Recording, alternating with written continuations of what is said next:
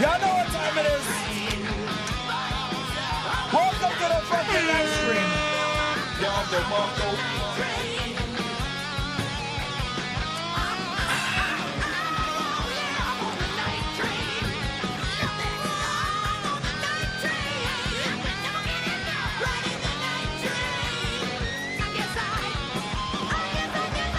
Y'all know what time it is.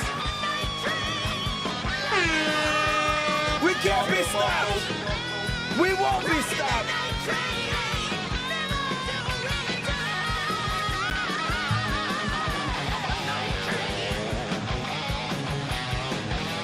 We're back in the fucking streets. Let's go.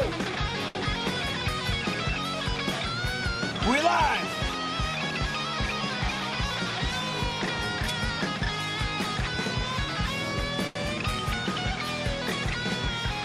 You guys know what time it is.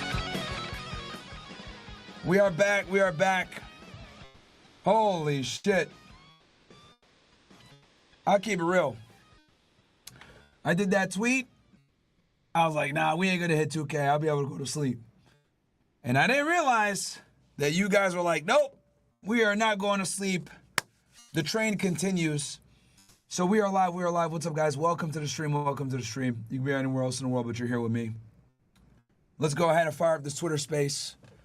Give me 1 second. I'm gonna go ahead and get this thing going. Let me, as you guys know, I gotta open it up on fucking Firefox. This poverty fucking thing. Give me 1 sec. Because for some odd reason, that doesn't work anywhere else. So, let me go ahead.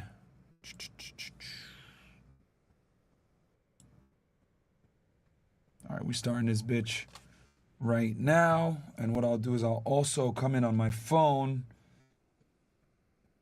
while this thing is charging. All right, we're starting right now.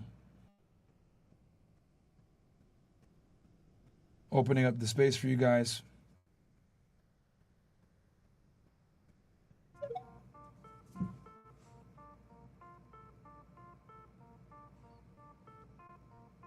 Is that whack music?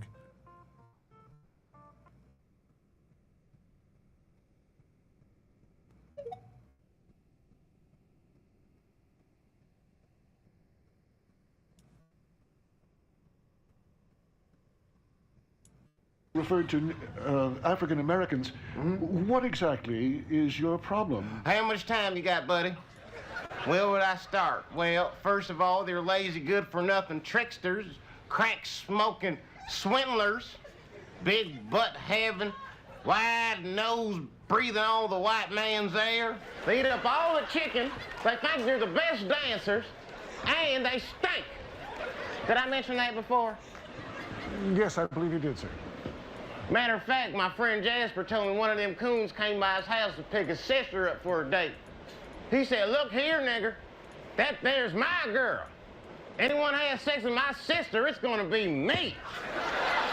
You've never left this property, have you, Mr. Bixby? No, sir, not in many years. What if I were to tell you that you are an African American? Sir, listen, I'm gonna make this clear.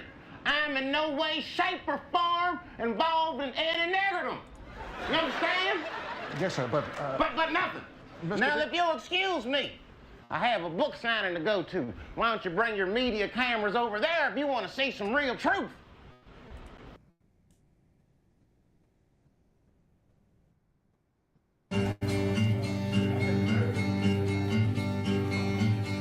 In my country there is problem, and that problem is transport. It take very, very long, because Kazakhstan is big. Throw transport down the well. Come on! So my country can be free, so my country can be free. We must make travel easy, then we have a big party. In my country there is problem,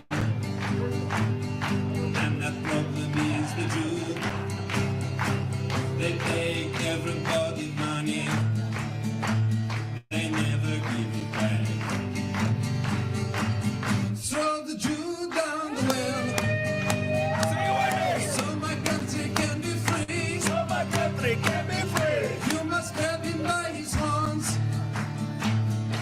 and we have a big party. If you see the Jew coming, you must be careful of his teeth. About to start square dancing. You must grab him by his money. And I tell you what to do. Everybody, throw the Jew down the well. So my country can be free. You must grab him by his horns. Then we have a big party. Throw the Jew down the well. So my country can be free. You must grab him by his horns. Then we have a big party. Welcome, welcome, welcome, welcome to the fucking clan meeting, motherfuckers. Welcome, welcome, welcome. As you guys know, we got a couple of topics to talk about. This is like my second stream of the day. I did not expect that we would hit 2,000 likes so quickly, but I am back here. I covered earlier the Little Dirk situation. He's cooked. FBI got him dead to rights. And on top of that, he went ahead and snitched on himself in a bunch of the situations. I'm going to bring some of you guys up as speakers to help me out with managing stuff. Let me see here. Let me give Brett. You always help me out with co-hosting. So let me see here. And then Dominic, I'll give you a co-host as well. And then what I'm going to do is I'm going to talk about some things first, and I'm going to turn it to people to kind of give their takes. The first thing I'm going to do is I'm going to talk a little bit about immigration, right? And the thing with immigration, well, let me, okay, before I get into this, I should probably do a quick little summary, right? So let's go back in time a little bit. Let's go back a little bit. Let's go back to on or about December 24th, right?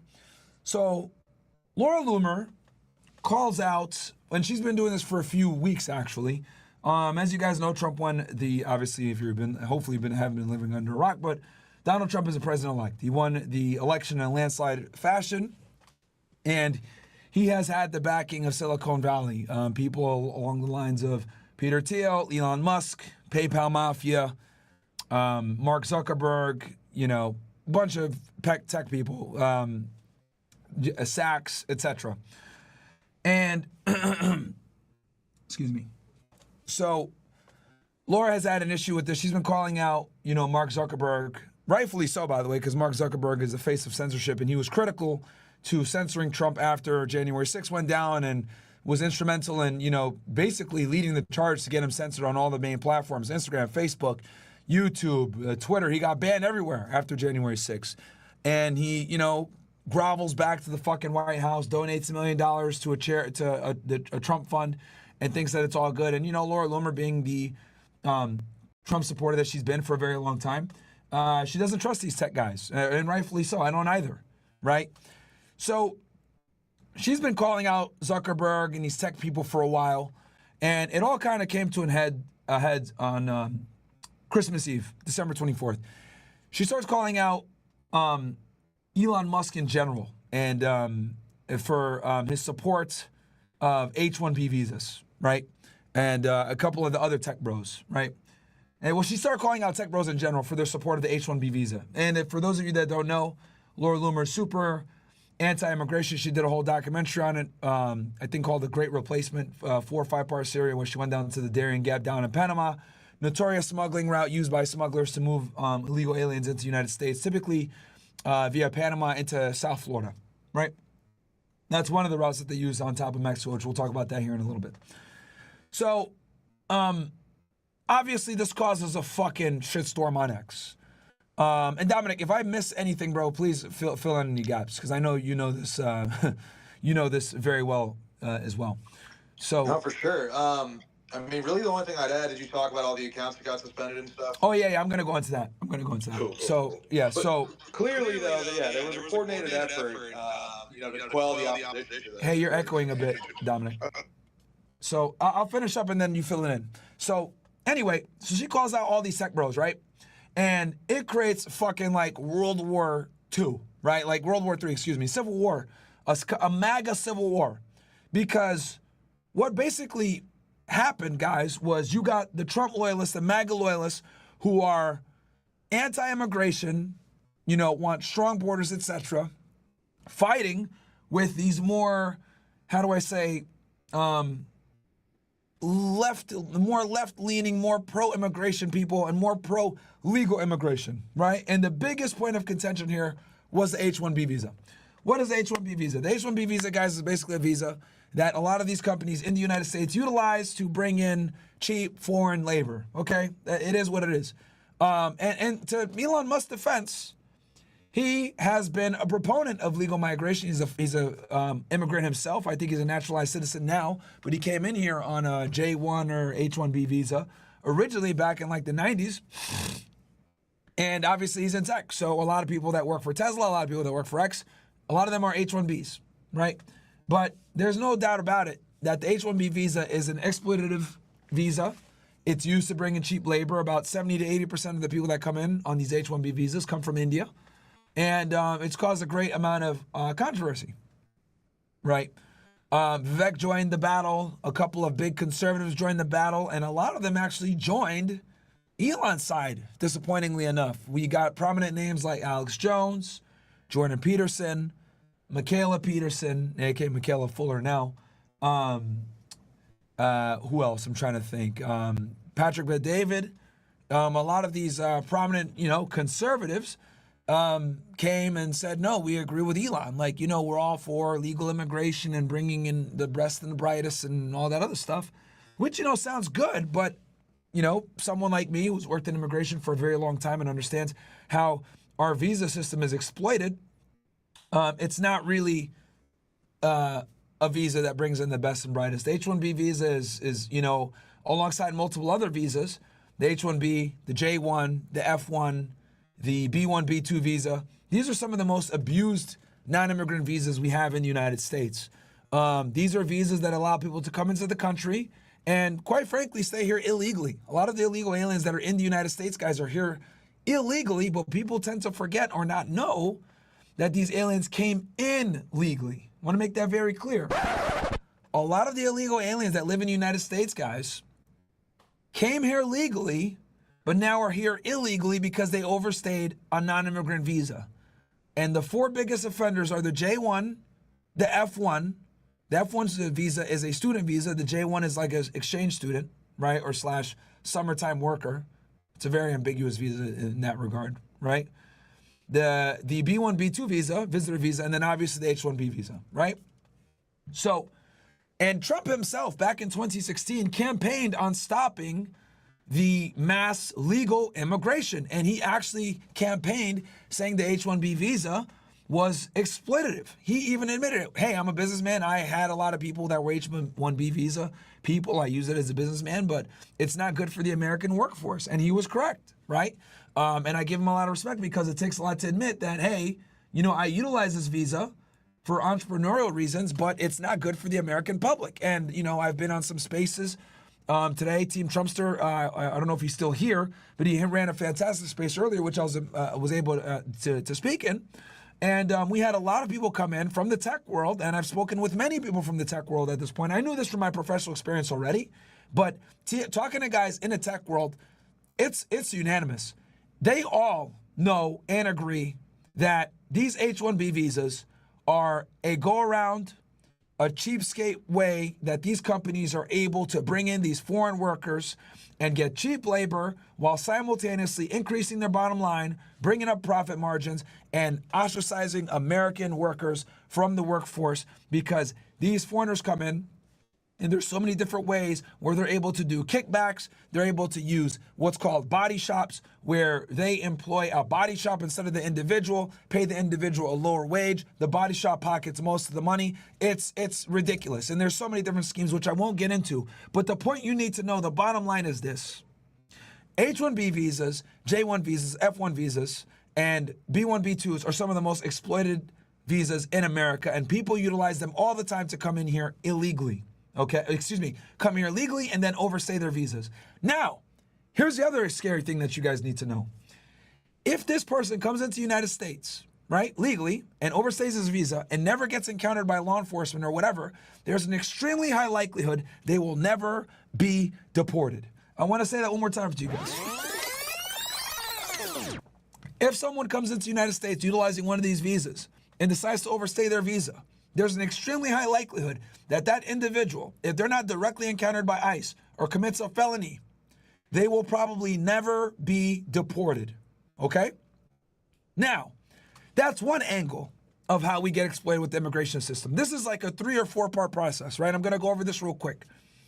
The next way we get destroyed by immigration is by what's called visa waiver countries, right? And visa waiver countries, guys, are countries like Canada, France, Japan, all these, first world developed countries that we have an agreement where they can come to our country, we can go to theirs without necessarily having a visa. We just fill out some paperwork and we could travel pretty much on our passport, right?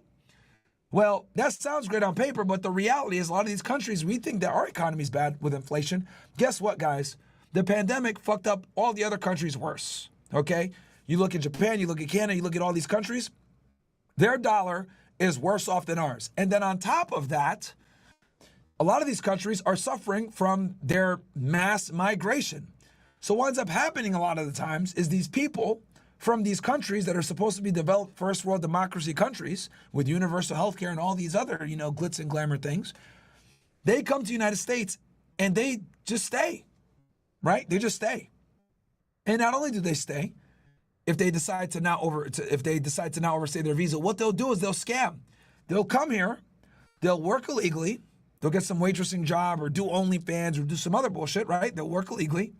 Then they'll go back to their country 5 months in and then come back a week later, right? That's another way around these visas as well, where when you get stamped in by Customs and Border Protection, CBP, blue uniform guys at the airport, they give you a certain amount of time, 3 months, 6 months, whatever it may be. You can leave the country before your time is up for a day or two and then come right back and your visa resets. Because the visa itself, a lot of the times gets approved for 2, 3, 4, sometimes up to 10 years. So how you utilize it doesn't really matter as much as as long as the visa is good and you stay for your prolonged periods of times that customs approves you to come in, you can go and come as you please. So it's common where a Canadian will come in, work illegally, go back to their country before the time is up, or go to Mexico or go to Turks and Caicos, right? They take a trip with all that fucking money they made in the United States illegally. Then they come back and they continue business as usual, right? With no issue. This is also how we get destroyed from our with the visas and with the visa waiver countries. And guys, you'll be surprised. We have a lot of Canadians here. We have a lot of French here. We have a lot of Italians. We have a lot of people from Australia, from New Zealand, from these, first world countries, these allies, the Five Eyes. They come here. Why? Because their countries, right? Their countries suck. They don't have the same opportunities that we have here in the United States. So they often come, make money, leave for a little bit, and then come back. Super common. Super, super common, right? You just don't know a lot of the times or people don't care because when people say, oh, I'm from France, oh, I'm from Italy, oh, I'm from Canada, no one thinks to ask them, hey, are you here illegally, right? You never normally think, most Americans think, oh, Mexicans, South Americans, etc. No, there's lots of people that are here illegally from fucking Canada, from France, from Italy, from Australia. Canada's one of the worst offenders, by the way. One of the worst. As their economy has tanked, I have run into more illegal aliens from Canada than anywhere else. It's actually fucking incredible how many of them there are here. Guys, is the audio good, by the way? I'm getting some fucking messages in the chat saying it's muffled or some shit. Give me ones in the chat if the audio is good, guys. Give me ones in the chat. It's good on X? Yeah, it's good for me, man. Yeah, that's good. Okay. All right, give me ones in the chat if it's good. These niggas are probably trolling, right? Yeah, niggas are trolling, bro. Yo, let me be clear. If you guys troll and the audio is actually good and you guys are saying it's bad, I'm going to fucking ban you because you guys stop the show when you say that dumb shit because obviously I want to make sure my audio is A1. So if you're fucking trolling, bro, literally you're going to get banned. Fuck you. That's one thing I'm not going to tolerate. You could go ahead and talk shit about me all day and make fun of me and say I'm a dumb sand nigga, whatever. I don't care. Freedom of speech, all that. But if you're going to stop the show by saying audio is bad, like, fuck off. All right, anyway. So I was looking at my YouTube and Rumble chats and shit like that. Dude said it sounds weird in my headphones. Then nigga, get a new headphone. The fuck? You're clearly a broke. You're probably using your shitty ass Beats. You probably got some watermelon stuck in them or some shit. That's what happened. Watermelon juice isn't good for Beats headphones, stupid.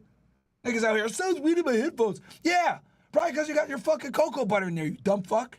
Holy shit. Anyway, what was I? Okay, Canadians, right? So yeah, so a lot of these people from these countries overstay their visas or overstay their non-immigrant visa status, their visa waiver status. So we attacked two different angles, right? We attacked the visa angle and we attacked the visa waiver angle. Now, let's go ahead and tackle the southwest border. I've explained how human smuggling works on multiple occasions, so I won't even go all the way into that, unless like someone asks me later on. But the point you guys need to know is this. We are getting destroyed on the southwest border. People are coming in, they're not really getting checked like that, and they're getting something called notice to appear RORs. Versus under Trump, they were getting something called an expedited removal, which means they were getting removed within 2 weeks and deported. That's good because that means that they don't clog up our judicial system, our immigration court system, which is completely separate from our criminal justice system. And our immigration system is extremely backlogged. We're talking, these guys have years until they see an immigration judge. So with that said, when Trump was removing them, they want to backlog our system and cost us a bunch of more tax dollars to house and keep these guys. But now, under Biden, what's happening is these guys are getting a notice to appear release on owner cognizance, which basically means they basically are coming into the country and they have an immigration date 4 or 5 years down the road to see a judge. But a lot of the times, let's be honest, they don't go see the judge. The only time that I've seen people actually go to their actual immigration judge appointment is if they have valid claims of asylum. Because at that point, it's a legit concern and they're probably going to get some kind of status if they got legit asylum. But most people don't. They got some BS reason that they're here. Oh yeah, I got family or whatever. And they just go out into the wind. And then they're an undocumented alien, so it's a lot harder to find them. Then, a lot of times they go run to a sanctuary city where these sanctuary cities do what they say. They're a sanctuary for illegal aliens. So when the feds put a detainer on these individuals and they try to go arrest them, they can't even do it because these city police officers or sheriff's offices or local police departments, they won't necessarily honor the detainer and let that individual run. So that's kind of where we are. So when Vivek and Elon and all these other guys talk about, oh, this H1B visa thing, we got to bring in the best and the brightest. If we really want to bring in the best and brightest, make them get an EB1. Make them get a O1. These are visas for people that actually have real skill and talent that is, exceptional, that you can't necessarily find with local natural talent. This is what your musicians use, your athletes, your researchers, your scientists, your scholars, like the best of the best, the true best of the best. You can go ahead and get an O1 EB. Obviously, you're going to have to be able to document your skill set, and you need to have articles on you or, have some proof that you're actually good at what you do. But the reality is these H1Bs aren't necessarily skilled workers like they claim. What they really are is just cheap labor, and it's people that could do the same shit that Americans can do, but it's a way for these companies to make more money. So that is how we're kind of getting destroyed, guys, from immigration. And, the issue with this is, and I'm going to give them a little bit of credit, right? Like Alex Jones and Jordan Peterson, all these guys, they don't know this stuff, right? Like most people don't understand this immigration problem unless you work in law enforcement with immigration. You're just not going to know it, unfortunately, right? But the other thing, too, that I think is very important to note is that, this is how fucked up, I'm just going to say it. Billionaires, guys, right? They're not our friends, all right? They just aren't. And the reason why is because their bottom line a lot of the times inherently makes them globalists. Globalists are not good to nationalists, okay? So off rip there, right? Because to become a billionaire, by definition, you almost have to become a globalist.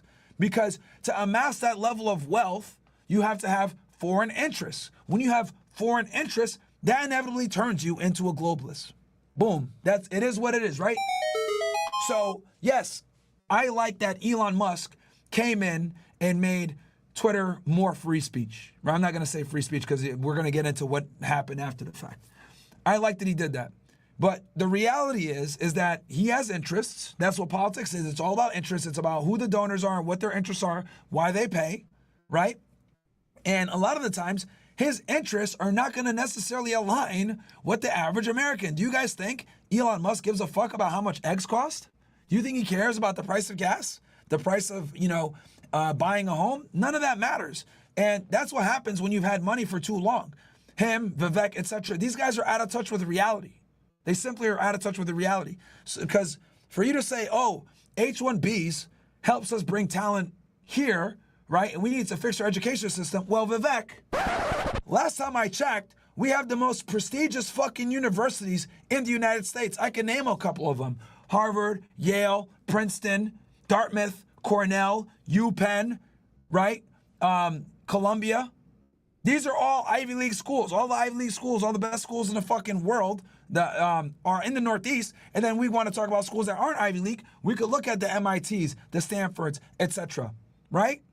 We have the best universities here. These foreigners come here to get our education. So I'll be fucking damned if we need to import third worlders with backwards cultures here, right, to take our education and then take our jobs, right? And this is what happens when you've been an elitist for too long. This is what happens when you've made money for too long. This is what happens when you're a billionaire and you're just simply disconnected from fucking reality. And that's what it is. And this is the ugly truth, right? Now, with that said, Vivek and Elon have huge social media platforms and a lot of pull. So what I've noticed is there's been an enormous amount of conservative creators that are reluctant to criticize them, right? Alex Jones, I'm disappointed. He's always been anti-immigration. Switched around, right? Jordan Peterson, he's all of a sudden, I agree with bringing in talent, whatever, but I'm like, wait, hold on one second. Jordan Peterson and Michaela Peterson, you guys ran away from Canada, left Canada for the same fucking problems that you guys are talking about we should have here. There's a huge immigration problem in Canada. Fucked, cooked, absolutely destroyed. You go to Toronto now, you don't even know what country you're in. You're not sure if you're in Canada or if you're in India, right? That's the truth. My brother's in Toronto right fucking now. Literally told me, holy shit, dude. I don't know where I'm at. Thinks he's in like New Delhi or some shit, right? So with that said, I've seen a lot of conservative creators like reluctant to criticize this, right? And, Jordan Peterson and Michaela, you can make the argument, well, they're immigrants too, they're Canadians, so they're going to obviously support. All right, fine. Fine, let's go ahead and say that. But where they came from, immigration destroyed their country. So I find it funny that they're advocating for the very thing that destroyed their country on my country, right? Then you look at, PBD, who takes a more neutral stance on it, like, I'm all for it, blah, blah, blah. But you got to remember, he's a businessman too, and Valuetainment, Dominic showed this, has like a bunch of openings for H1B visa holders, right? So, you obviously that there's a conflict of interest there, right? There's a conflict of interest.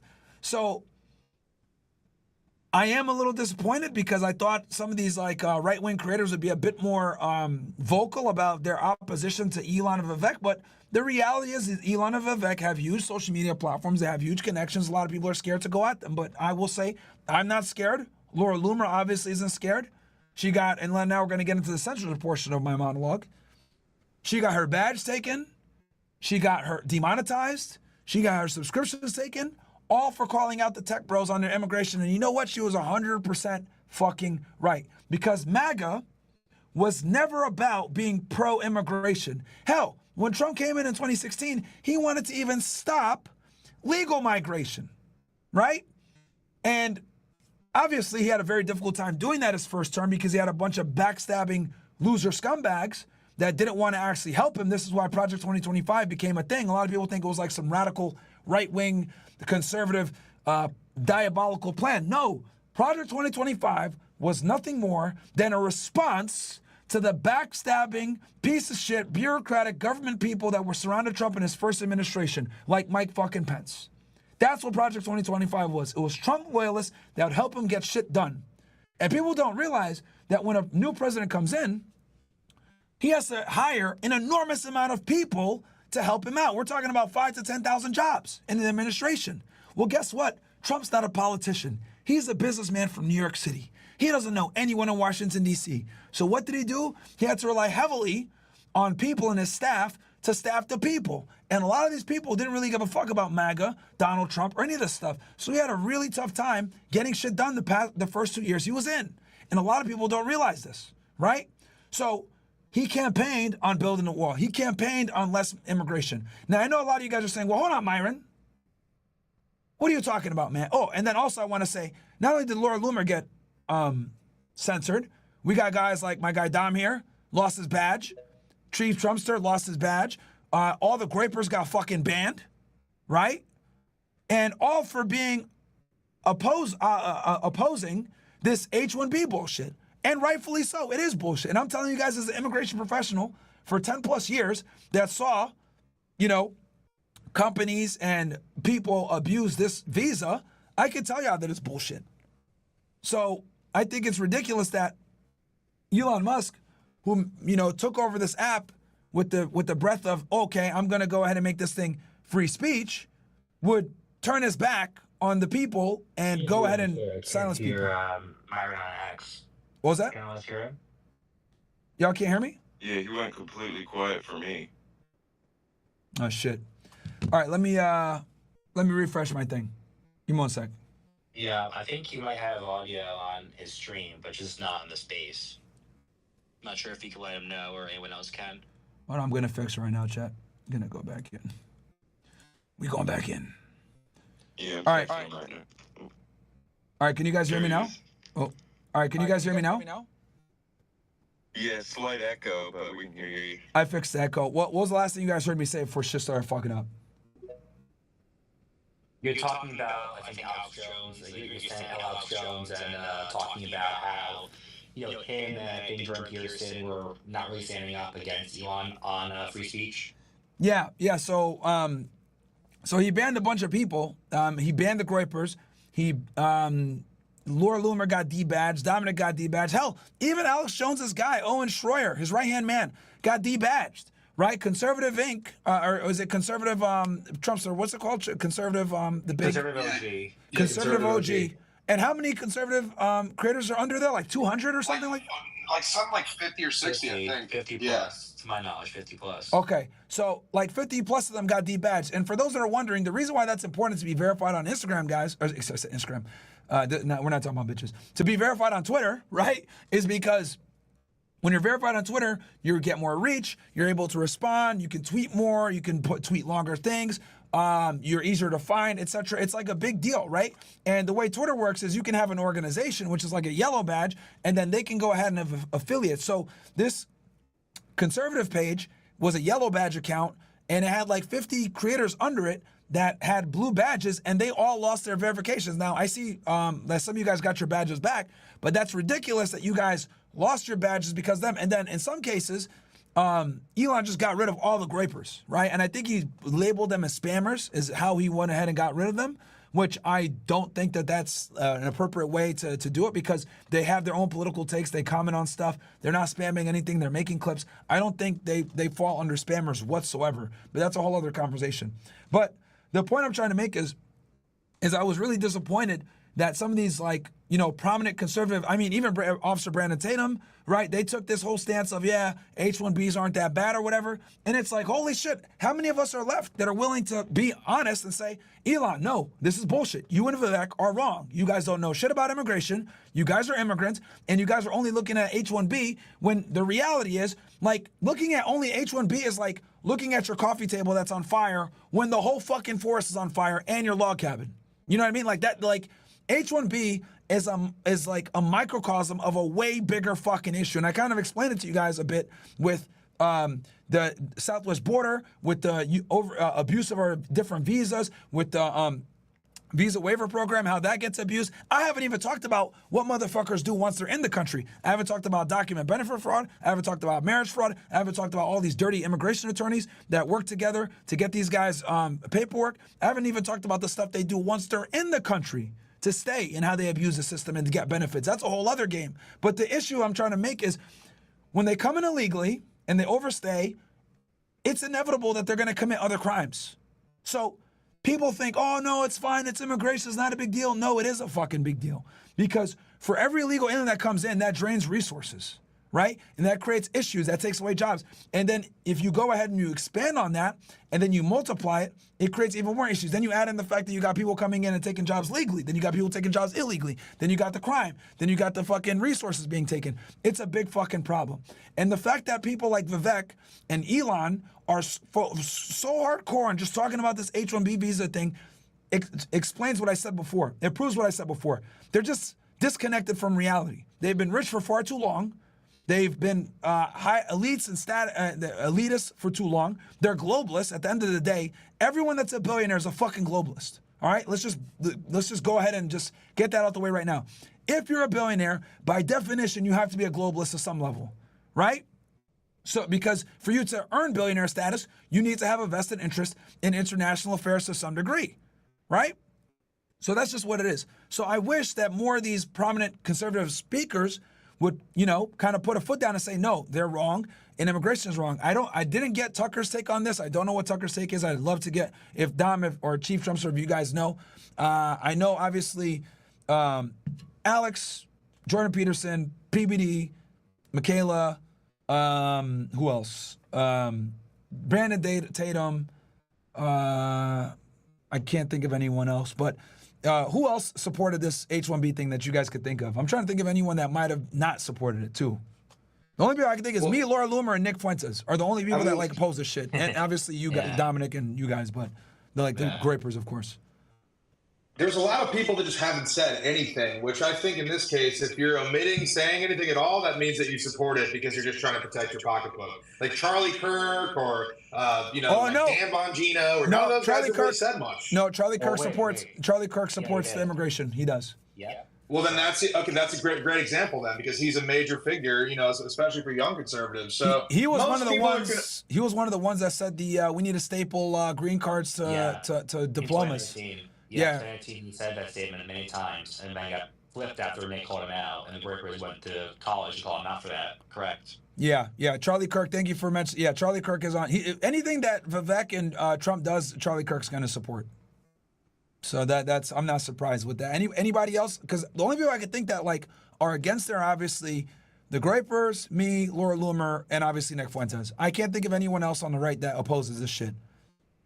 Yeah, it's pretty limited in that front. And I think the other side of it is these tech bros, the all-in podcast people, Sachs, all those types of people are all in for support for, a quote, reformed, immigration process, which just means the exact same levels, just different types of things. It's a big sham. It's just a, ridiculous type of way to say we're going to allow mass legal immigration, but different people come in instead. Yeah, and let me be clear too, just so that people know, these tech bros are all Democrats. They're all Democrats. They literally they all voted Democrat prior to this. And look, the reason why I think there's two main reasons these tech bros got behind Trump. Number one, obviously because he needed money, right, to run his campaign.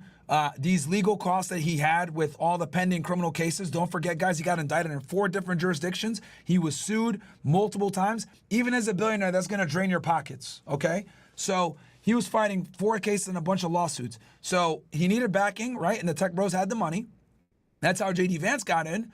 And then the other thing also that's important to know is that Trump was going to be far more aggressive with supporting Israel, right, than the Democrats were going to be, than Kamala was going to be. Because obviously, a lot of the Zionists and Netanyahu, etc., were not happy with how the Biden administration supported Israel. They wanted their weapons faster. They didn't like that Biden would threaten to withhold aid and all this other stuff. So they knew with Trump, Muriel Mandelson was going to give that money and he would be far more receptive to supporting them. Now, with that said, I do think that he's going to reel Netanyahu in and tell him, look, you got to get your shit done in a few months. But he's going to give them what they need to get it done. So, and make no mistake about it, Peter Thiel, Zuckerberg, all these guys, even Elon Musk, all these guys are hardcore Zionists, big supporters of Israel. So that's another reason I think that Bill Ackman, all these guys, Sachs, I think a big reason why they flipped to help Trump, even though they're lifelong Democrats, was because of Israel. I think that's something that's extremely important and pertinent to this conversation. But yeah, I mean, in general, I think that kind of concludes my monologue on it. I'll turn it over to some guys on a panel on this, but yeah. We'll say this, you mentioned why the tech bros may have flipped from Democrat to supporting Trump. I think a lot of it's because they believe they would achieve technological Hey, Trump, you're getting a progress. little bit of I don't know why it's like I hear echo from you.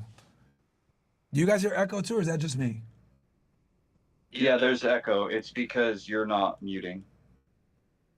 Oh, okay. So what? Because I've never had that issue before. Okay, so then I'll just go ahead, Chief. And guys, just so you know, I'm gonna end my Fed React stream. I kind of wanted to cover the immigration stuff on Fed Reacts only. So come on over to Fresh and Fit on Rumble or on YouTube. But I'm gonna end the Fed React stream here now, right, Ninja? So come on over to YouTube, Fresh and Fit, or Rumble. Go ahead, Chief. Sorry. I'll say that the tech bros they switched from Democrat to Trump because they think they can have a lot of progress in technology, and they're basically using MAGA as a Trojan horse in a sense, where they'll sneak their policy in to achieve progress at all costs, the cost being the American people. And the problem with these tech bros, they're libertarian in thinking, where they don't really care about the consequence of their actions or what they have to do. They just want to achieve AI progress or go to Mars or whatever, and they'll leave all of the Americans, in the dust if that has to be done. That's the problem with the big tech bros. They're basically libertarian in thinking. They vote left a lot of times, and now they see opportunity with Trump and MAGA, and they're trying to con a lot of people into believing the idea that immigration's about the best and the brightest when it's just about importing cheap work, that Americans will not be, not going to do cheap work in the way that H1B people can do that for. So that's the big point with the H1B and the tech bro saga or sector, I guess, that's flipped from Democrat libertarian ass type of mindset to try to con people to vote for Trump or whatever. That's kind of the big picture there.